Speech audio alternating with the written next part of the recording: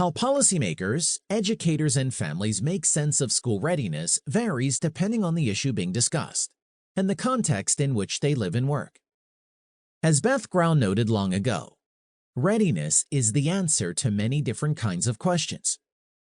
The easiest way to make sense of the complexity surrounding school readiness is by framing it as a basic equation, the sum of the equation being the ready child. The variables within the equation reflect policymakers' reforms, society's values, your own values, and what is known about child development and learning. How each variable is defined as well as weighted within the equation affects not only how school personnel view your child's readiness, but also how you think about school readiness. For example, when thinking about education reform and school readiness, policymakers are addressing this issue by putting in place particular policies. These policies are there to address specific variables within the readiness equation. To be able to interpret these different types of equations, Dr. Samuel Meisels, a researcher who has studied the issue of school readiness since the 1980s, outlines 4 conceptions of school readiness. These concepts capture the ways in which researchers, policymakers, and early education advocates typically frame the school readiness equation: an idealist, empiricist, school constructionist, and interactionist conception of school readiness. Defining Meisels' 4 conceptions of school readiness.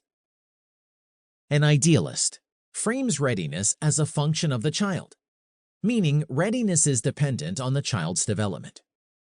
If you know anything about child development, think Piaget's ages and stages. An idealist thinks there is an internal clock in the child based on her or his maturational processes that determine whether she or he is ready for school. An empiricist views readiness as something that lies outside the child.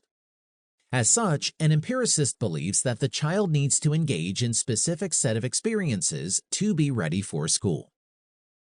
A social constructionist views school readiness as a fluid construct that is defined by the social setting in which the child resides. Culture and context play a significant role in this understanding of school readiness. So, how school readiness is defined is dependent on the context in which the child lives. Example, living in Dallas, Texas, or Boise, Idaho, which means a child can be viewed as being ready for school in one community, but not another. An interactionist frames readiness as a bidirectional concept, which means readiness is co-constructed from the child's contributions to schooling and the school's contribution to the child. This lens recognizes that school readiness is a contribution of both the home and the school.